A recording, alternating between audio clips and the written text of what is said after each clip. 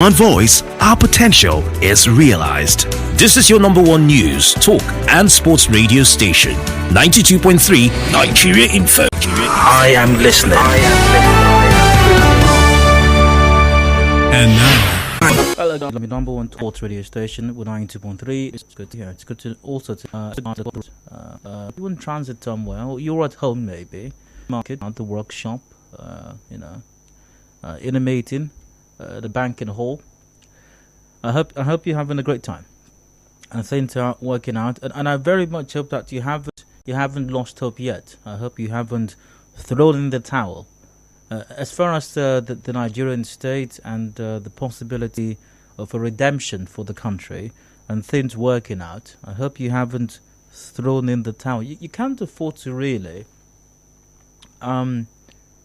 You really can't afford to, because giving up hope on the country making progress literally is giving up hope on yourself. Well, especially if you're not amongst those who are able to jackpot, if you know what I mean. Those who are able to leave the country and go elsewhere. And yes, whilst elsewhere might offer a semblance of redemption. It's not exactly the same. Yes, and I know all of those stories you hear of those who have gone overseas or relocated, it all sound good. The kids go to nice schools.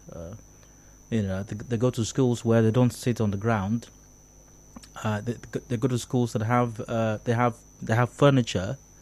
They go to schools that have ceilings, that have roofs, that have windows, that have power.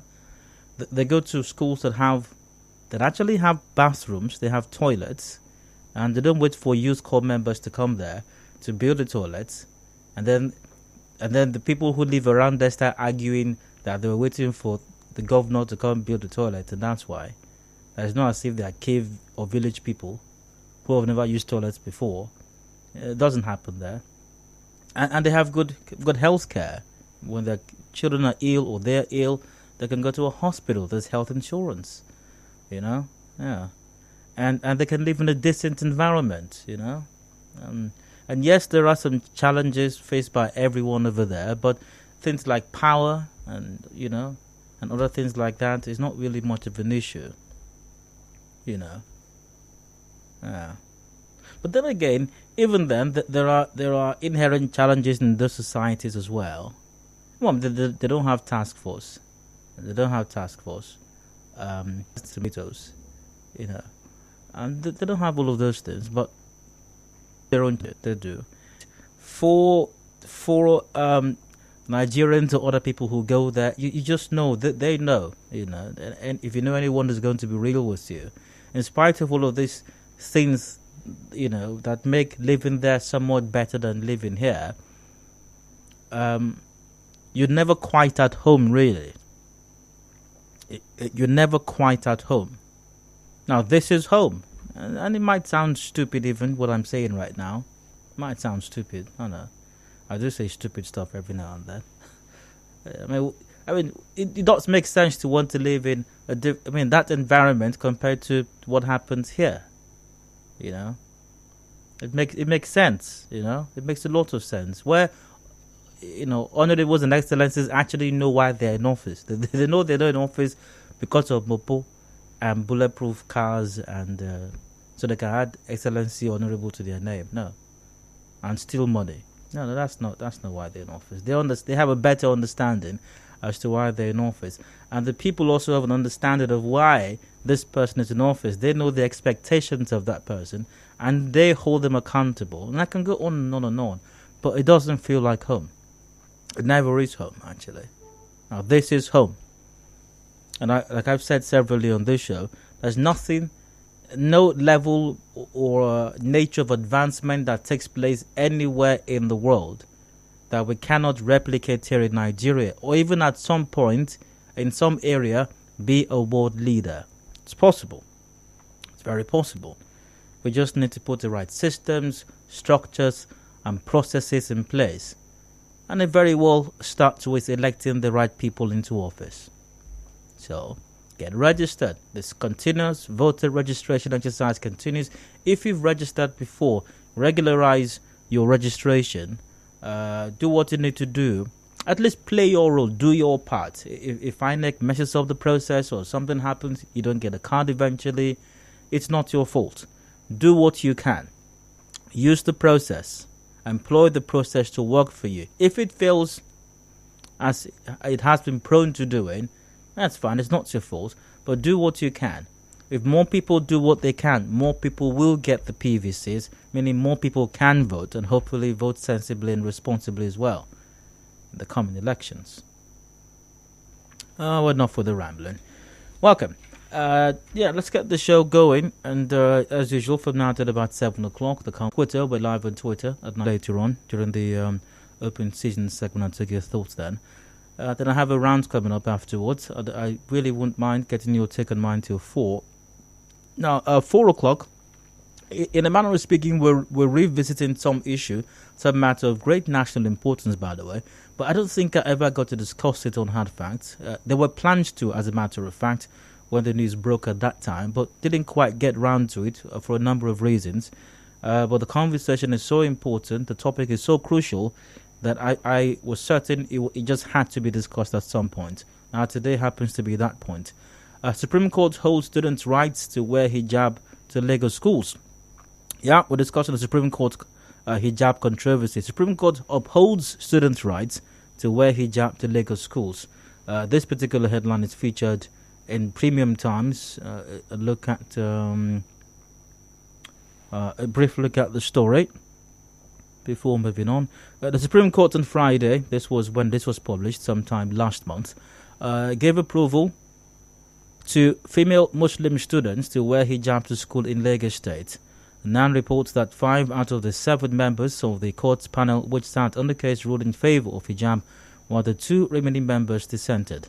The majority decision affirmed the earlier Court of Appeals decision which restored the use of hijab by female Muslim students in Lagos State. Now, the case involved the Lagos State government as the appellant and Ashiat Abdul Karim through her father, Mariam Oyini, and the Muslim Student Society of Nigeria as the respondents. George Grace Nyabo of the Lagos State High Court had, in a judgment on October 17, 2014, upheld the state government's decision to ban the use of hijab in public primary and secondary schools in the state. But the High Court's decision was upturned by the Lagos Division of the High Court of Appeal in a judgment delivered on July 21, 2016. In a unanimous judgment, the Appeal Court panel ruled that the ban on the use of hijab in public schools in the state was discriminatory in pupils. Displeased with the judgment, the Lagos State government application of the Court of Appeal's decision but failed. In February 2017, it appealed against the July 21, 2016 judgment of the Court of Appeal. Lagos State government became the appellant in the suit. Delivering judgment in the case on Friday, 5 members of the 7-member bench affirmed the Court of Appeal's decision. It dismissed the appeal, challenging the Court of Appeal's decision as lacking merit.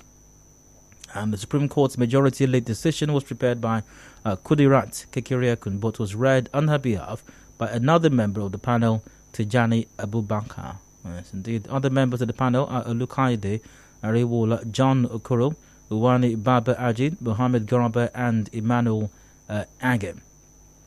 So there you have it. And obviously, there was a lot of controversy raised as a result of this development. And strange and interesting reactions across the country as well. One of which is a lawyer who appeared at the Supreme Court dressed in some traditional religious attire, and that raised a lot of eyebrows across the country, and I imagine even outside the country as well. And we'll take a look at this matter in the 4 o'clock hour today. Did the Supreme Court err in its ruling? I'd like to get your take on that. But also I'll be joined by Barrister Festus Oguche for that conversation in the 4 o'clock hour. That's after the business news. Taking us to 5, we got the news update coming up then. Now, discos experience a switchover. I don't want to say darkness because, well, technically speaking, the lights are still on. But some discos have experienced something of a switchover. You know what happens when power is gone on some phase and you switch over to another phase or to another power source? Fidelity Bank takes over 3 discos. FG intervenes. Story is courtesy the Punch newspaper. Now, a bit of that story. The federal government on Tuesday night announced the takeover of Kano, Benin and Kaduna district companies by Fidelity Bank PLC after the bank initiated action to take over the boards of the three discos. Also, the government, through its Bureau of Public Enterprises, announced that with the takeover of Ibadan Disco by the Asset Management Corporation of Nigeria, the BP had obtained approval from the Nigerian Electricity Regulatory Commission to appoint an interim managing director for the distressed power firm. The government further stated in a restructuring notice that it was restructuring the management and board of the Port Harcourt Disco to forestall the imminent insolvency of the utility. So once again, Fidelity Bank takes over three discos. Federal government intervenes, has the privatization in the power sector been a success? I'm asking you that, but I'll also be joined by an expert in the industry, Babatunde Fashi, legal practitioner and power consultant, joins me for that conversation in the 5 o'clock. What exactly are the implications of this takeover of the discos? What does it portend for the power sector? Are other discos in danger of being taken over as well? These and other matters we'll explore in the 5 o'clock hour. Headlines come up at 5:30 p.m. The major news is up at 6, and every matter discussed on the show will come up for review during the recap segment and open season until about 7, when the show comes to an end. The sports camp will be in then for extra time till about 7 o'clock. No, pardon me. This lasts till 7, when the sports camp will be in by then for extra time, which now still much later on, I suppose. So there you have it, a preview of today's show. If there are any changes, you will find out as long as you stay tuned. We get things going out with today's side comments, random stories, and random thoughts that I came across as I checked out the news today. Now, remember, they're not to be discussed now. But Rivers State House of Assembly screened commissioner nominees today. They are Dema Iyala, Professor Chinedu Mom, Buma Iyai, Chris Green, Barabi Anir Barry Donald. Well, I guess congratulations are in order to these commissioner nominees who have been screened. I guess it's very fine, very okay for their friends and family members to start purchasing the Ashwebi because they are as good as confirmed, and I expect that the Thanksgiving services will be held this Sunday and the after party at locations not publicly disclosed. So congratulations to them. I have to go for a quick break now. We'll return shortly for the rest of the conversation. Just stay tuned. Hard Fans returns in a moment on NigeriaInfo.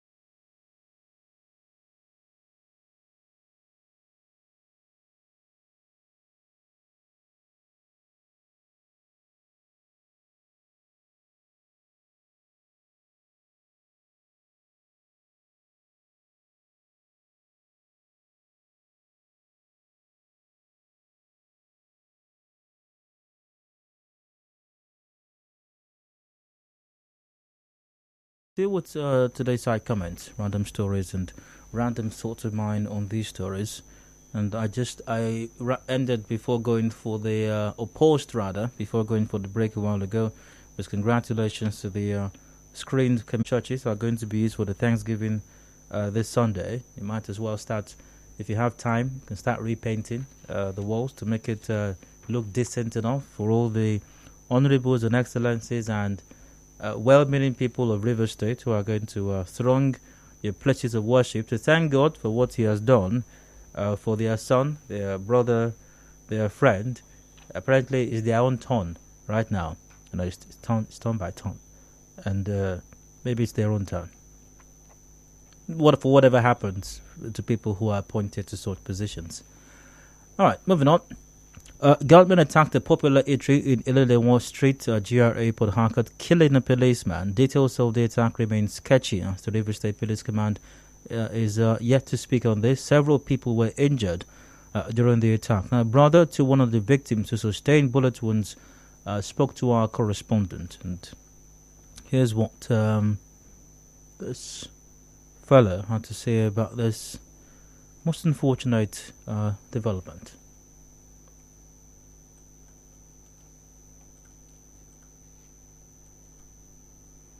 Just a moment while I get the audio out. Okay, I do not think that I have that audio at this time. Well, we'll work on getting it later on, hopefully. But it's a very, very sad development, really. Very unfortunate, and deep, heartfelt condolences to the family, friends, and relatives, and the entire Nigeria Police Force, River State Command, on the loss of a policeman. The name is not here, so I can't mention his name, but it's a very sad one. No one should have to lose their lives under such a circumstance. No one at all, let alone a police officer. It's very sad indeed. I imagine that this officer was there, very likely on duty, possibly so, trying to ensure the safety of lives and property of people possibly around that area, or who come there to whatever it is, and met his demise. Very, very, very sad indeed. And I hope they're able to. I hope the good Lord grants them the grace and fortitude to bear this incredible loss. But I am somewhat perturbed as to how a policeman would have been killed, and days afterwards, there's been no word. There's been no word from, reportedly days afterwards, I think, there's been no word from the River State Command on that incident. I mean, I'd like to believe that the River State Police Command still has a spokesperson, whether in acting capacity or real capacity or in whatever capacity. I mean, some statement, something has to have been said, needs to have been said about the police, about this. It wasn't just a robbery attack. I mean, somebody was killed, and not just anyone. I mean, everyone's important, yes, but a police officer was killed. So I expect that the police should have released a statement. The CP should have said something. The police spokesperson, anyone, should have released an official statement on this issue. But I hope they get round to it still, even though I don't know how soon that might happen, because we got public holidays, I believe, coming up. I think it's Monday and Tuesday. I think Monday and Tuesday are the public holidays. So I don't know. Maybe they're going to be busy attending to public holiday things, and statements may be forgotten by now, or even forgotten infinitely. But empathy is to the family of the deceased officer once again, and I do wish them the very best. Now, this is the point, a reminder to the River State government as to the situation on the very, very crucial road in Port Harcourt. Motorists plying Rupert Coastal Lesson Mahia South Road in Port Harcourt are still calling on the government to fix the bad portion of the road. Those who spoke to our correspondent said the road is no longer accessible. That's what they say. They say it's no longer accessible. Can I get the audio to that? Okay, I do have that. Let's take a listen to what they had to say. It will affect us very bad because definitely by the rainy season, the vehicle cannot be able to pass, the keke cannot be able to pass. During this rainy season, it will affect them very well. I want the government to come and fix the road for us. That place is very bad. It affected us bad because of the road. Even that PlayStation place where they use it, they just carry dirty from nowhere. Go for that place. They don't help us do it well because of our shaft and our hub and our bearing. Every 2 weeks, they go maintenance. All our vehicles always go workshop to work it. How government will help us. So it's not affecting us badly. It makes some passengers they used to go to that side instead of entering from South Road to Alo. They are not coming towards this side. The South Road bad where and then they affect us. Meanwhile, rainy season come, we don't know how we take do. All of our motor don't scatter finish. Make government help us. Make them do the road for us. Yep, government should help us. Government, please help us. Do something about the road. We beg you in the name of God. Please do something about that road. And it's a major road. It's a major road. Well, maybe not the most major road, but it is a major road in Port Harcourt. That it is. And you also have on that road you have a tactical police unit on that road as well. So if the portion of that road is said to be extremely bad and terrible, and the tactical units on that road are to respond to emergencies, how are they going to be able to do that quickly if the road is terrible, or if there's a traffic congestion on that road because of the bad portion of the road? I mean, these are things that we shouldn't even be. This is why people want to leave the country and go elsewhere, you know. So please help us and fix the road. You know, I'm sure that if we want to carry out if we want to grind break the place, people will dance at the recommissioning. People will dance again. If they have to dance, they will dance. If I'm needed to come dance, I will dance also. You know, as long as that road is fixed. Please, let's do something about it. We will all dance. All right. So, anything else caught my attention on the news today? Let's see. As I wrap things up in a moment. Yeah, I think the story has it that it was about 3 days ago when the policeman was killed, or thereabouts. I hope there is some statement released by the River State Police Command on this matter sooner rather than later. So I think I'll be wrapping up the sacrament on that note. Is there anything else I need to touch on before moving on? I'm not sure there is. I think that just might be about. That just might be that. I think I'll devote the sacrament on that note.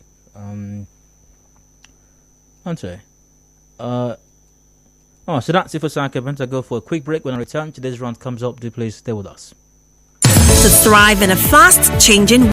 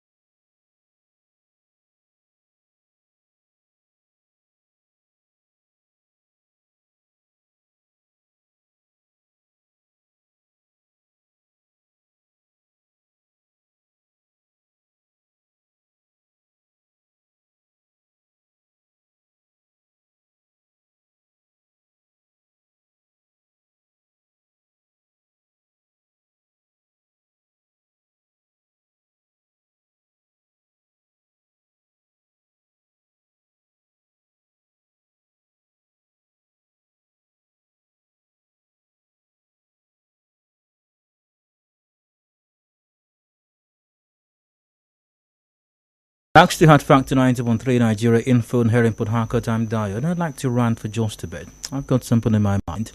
of expressing some thoughts on it. You're very welcome to express your thoughts and mine all the way till 4 p.m. Now, if you know anything about research or about project management, especially research, and project as well. There is some stage in the earlier stage or in the early stage of that process, referred to as the statement of the problem, because any research work is geared towards finding a solution or arriving at some end result, and that end result should be able to provide some kind of illumination, provide a better understanding of a situation, of a seemingly complex situation, or accurately provide a solution to an established problem or challenge. It's a problem statement. Any project embarked upon is done so designed with an end, an aim in view, completing something, solving the problem, basically, solving the problem.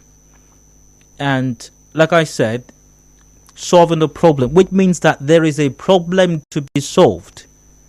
Now, you can't embark on a project without first identifying the problem. You can't embark on research work without first identifying the challenge, the complex situation you wish to unravel, the dark spots that you want to shine some light on, so that there will be illumination and a better understanding of that situation or that process or that complex structure. You have to identify it first. And that usually, it has several terms, but one of which is, what is the problem statement? A problem statement is a concise description of an issue to be addressed or a condition to be improved upon. A concise statement, a concise description of an issue to be addressed or a condition to be improved upon. It identifies the gap between the current, that's the problem, state, and the desired goal, the state of a process or product. Once again, identifies the gap between the current problem, the current state, and the desired state of a process or product. So there you have it. Identifying issue to be addressed or a condition to be improved upon. But the thing is, any project process or research process does not start or end with simply an identifying or putting down the problem statement. Because if you simply stop at that stage, then you have accomplished absolutely nothing. If you simply stop at a concise description of an issue to be addressed or a condition to be improved upon, needless to say, you very likely have accomplished absolutely nothing. Because it's very likely, the chances are extremely high, that 1 million or 1,000,001 other people are aware of that problem as well. They are aware. Been able to put it in a concise description, whether or not they've been able to identify the gap between the current state and the desired state, in some way, at some level, 1,000,001 other people are aware of the problem, of the existing situation, or at least how their lives, how it makes them uncomfortable, or how it inconveniences them. So that's a problem statement. But once again, as most project managers know, you cannot stop at the at the statement of the problem.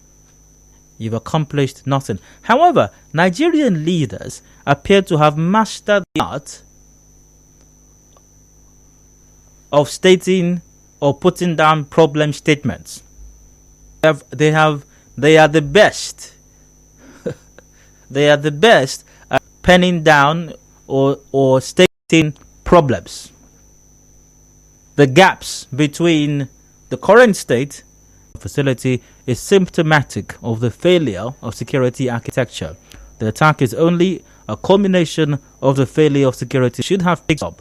Now, Lawan also expressed gross disappointment in the facility, saying that such an attack, something that would record and give you details of what is happening, and sometimes messages are.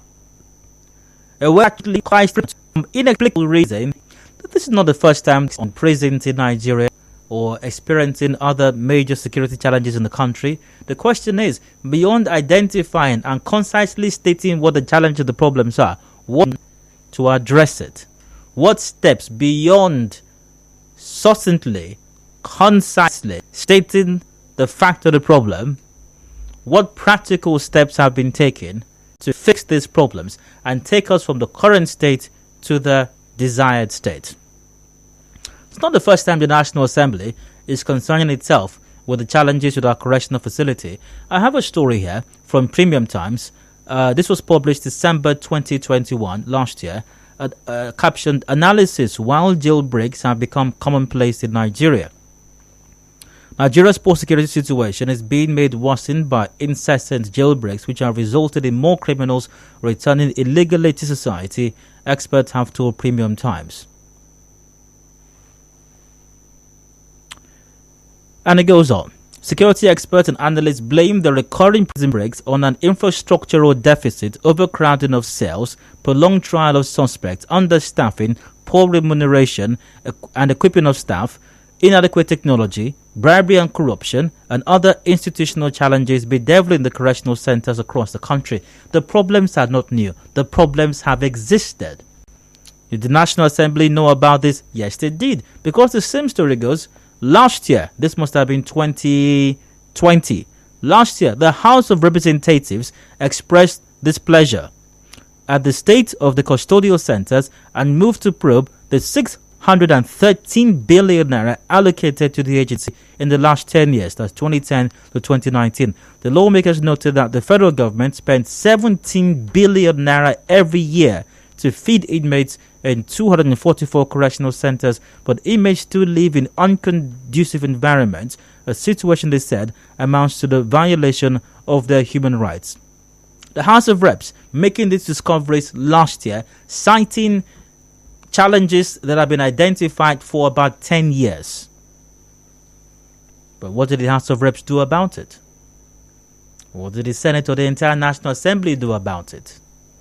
What did the executive do about it? What did they do from identifying and stating in concise terms a description of the issue to be addressed or the condition to be improved upon? And now the latest event in the FCT, the Kuje prison, as usually is the case, Honorables and Excellencies, Nigerian leaders, this time around the Senate President, have once again showcased their mastery of the art of problem statement. Senate President has identified to all Nigerians once again that it's disappointing as they don't have CCTV and what CCTV could have done if it was available. But what happens after that? I heard the President called an emergency meeting of security chiefs as well. He's called many meetings. Last year, he must have called 3, 4, 5 or more meetings with the security chiefs. This year alone, this cannot be the first one. But beyond calling meetings and once again stating in concise terms a description of an issue to be addressed or a condition to be improved upon, what efforts are being made to improve the situation? So today's rant serves to remind Nigerian leaders that a statement of the problem or a restatement of the problems alone do not solve problems. On that note, I end my rant. Thanks for listening. Hope you went bored. Let's get your take on mine. The lines are open right now. Call 0817-923-0002, 0817-923-0003, or 0817-923-0007. We're live on facebook.com/NigeriaInfoPH, live on Twitter at NigeriaInfoPH. WhatsApp is on 0809 0306416. Keep it brief, straight to the point, and once the call is answered, please do well to turn down the volume of your radio set. It's expedient not to do so, else we cannot have a patient for night. Chris, I'm a Groot on the line. Hello, Chris, you're welcome. Please go on. Daniel, good afternoon. Go ahead. That report you referenced really describing on the prison. I have a personal experience. I have a friend who had an issue. I was sentenced to be executed. I was brought to Port Harcourt prison for waiting for appeal. I was surprised. One day he called me from that same place. He had access to phone. He called me. I spoke with him. He sent me a card of one of the prison officers. Sending on one there. So many of the situation when somebody has a phone, some in prison has access to an officer. From there you can plan any attack. In Nigeria, it's like you rightly said, and then will not proffer solution. That is their trademark, and I believe that will not stop. It's unfortunate. Quite so. Gabriel from Remosi, go ahead. Hi. Dayo, good afternoon. Oh, go on. Dayo, you see, you just hit it on the head. You know, this is the problem we have in this world, especially Nigeria, precisely. We have leaders who are proactive in discovering problems, but we don't have leaders not solving problems. The problems, I'm not sure about that. I think even the discovery of the problems is a reactionary one. After the problem has happened already, then we are identifying the problem. Yeah, it's such as when things like this happen, you see our leaders run out as skelter just to swing into, let's find out this and that. And by the time they get to not happen, you will not see that time, and they will end up and upon have problem out who are proactive in discovering problems. Robert Mercy, go ahead. Good afternoon. Hi. Yeah, I just a quick recap on the budgeted for Nigerian prisoners. Yeah. Tons of billions, if I'm correct. Yes, I think to feed them alone, I think 17 billion. I think that's what I read just a while ago. 17 billion. 17, I think, yeah. 17 billion? Yes. Wow. Have you been to any of the centers? Not particularly. Okay, I think you should just, some sort of tour or visit someone there. They live below animals. So I wonder where the 17 billion goes into. Annually, they're fed with 17 billion annually. Annually, wow. Yeah. Interesting. Thank you, Dario. You're very welcome. Nobody knows what to do about it. Yes, they have mentioned that, 17 billion is budgeted to feed them annually. 17 billion. And then they will pass it on to House of Reps committee, Senate committee on this, Senate committee on prisons. They will shout, 17 billion. How can 17 billion be used? 17 billion. And that's it. The executive does not know what to do about it. The National Assembly doesn't know what to do about it. Nobody. All we know how to do is identifying the problem. All they know, not we, because I believe that there are Nigerians who are brilliant enough to identify not the problems, but identify the solutions as well. But once again, as it's cost 17 billion, and that's it. Nothing else. Experts in identifying the problem, in stating the problem, but somewhat clueless when it comes to fixing it. I've got Osaro on the line. You're welcome. Go ahead. Very good evening. Yeah, go on. Yes, I really want to agree with you, that we have all the solutions to the challenges in Nigeria. Nothing is strange. In fact, I have not known anything that has been difficult for Nigerians to figure out what should be done. But after coming out with beautiful reports, beautiful research on the solution, implementation is always a problem. Even if they budget now to fully equip the prison with facilities, they know what to do, but they won't do the right thing. Yeah, maybe some years from now, there'll be a probe on that amount that was budgeted to provide the equipment. We know these things. It will, these things are there. Yeah. In the budget for the best state of the art. It's when it has to do there. But when it comes to... Quite so indeed. Via Facebook. Adi Orji Okay, City goes. The true fact is that our political leaders have failed at all levels. The Democrats also are political leaders. And Canada is disappointed at Kuje President break. I am disappointed with the disappointed Queen Fedorba. Yeah.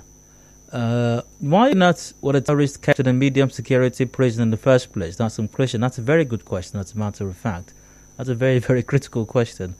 The Nigerian leaders only know how to throw money at problems. Recall that the faces of the men that came into Senate to steal the maize was captured on camera. The question is, what happened to the video? We all saw it.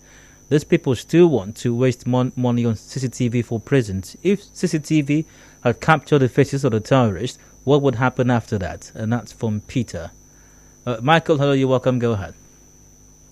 Yeah, good afternoon, Diane. How are you doing today? Well, I've been better. Go ahead.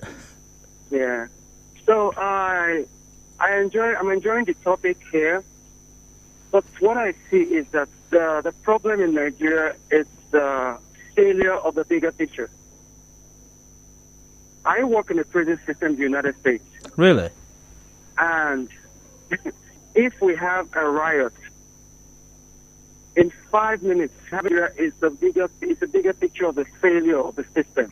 There shouldn't be enough cameras in that prison, microphones, and corrupt officers, because a lot of these people work with those prisoners. They're bringing countrymen, phone calls for them to push out the outside world to plan. So definitely there is somebody in-house that is feeding the outside world information on how, and it all causes corruption everywhere. So for them to work, you have to decongest the entire system. The Senate, the House is filled with so much corruption. Nigeria to get to that point, and I don't see why you need to Lagos in the United States. Oh, okay. I would like to have a broader conversation with you on the prison system in the U.S. as against what obtained in Nigeria. So, if you could send me an email, maybe we could correspond via that channel and see if we can have a broader conversation sometime. Okay, I'll give you my email address right now. It's dio@nigeriainfo.fm. Dio@nigeriainfo.com. No. dio@nigeriainfo.fm. Okay, I got that. Okay, once again, dio@nigeriainfo.fm. Okay. All right, Michael, great to hear from you, and hope to hear from you soon as well. Yeah. I do have to wrap this up. We got the news coming up to body at 4 o'clock. Discussions continue afterwards. The Supreme Court controversy on the hijab wearing for students in public schools in Lagos State comes up next. Barrister Festus Ugoche is my guest. To stay with us, Hard Fast returns shortly. It's 4 o'clock. Good night, Mommy. For a cavity-free sleep.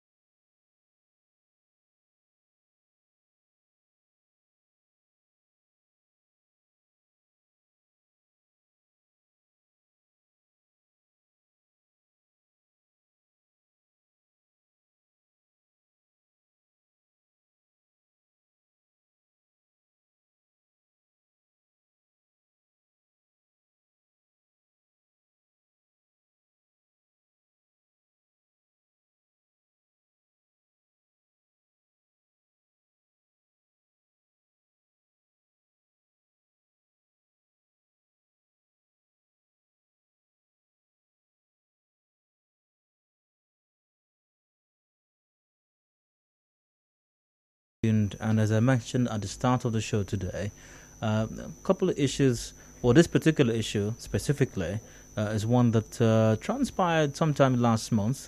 There were efforts to ensure the conversation was had on the show, but for some reasons it didn't happen. But it's a matter so crucial, so important, I determined it just had to happen, and thanks to my guests as well, we're making it happen today. You must have heard about it at that time. It was one of the biggest stories in the country then, but here is some version of it courtesy Premium Times. Supreme Court opposed students' right to wear hijab at Lagos schools. And here's a bit of that story. The Supreme Court on Friday, once again, remember this was published sometime last month. On Friday, gave approval to female Muslim students to wear hijab to schools in Lagos State. NAN reports 5 out of 7 members of the court's panel, which sat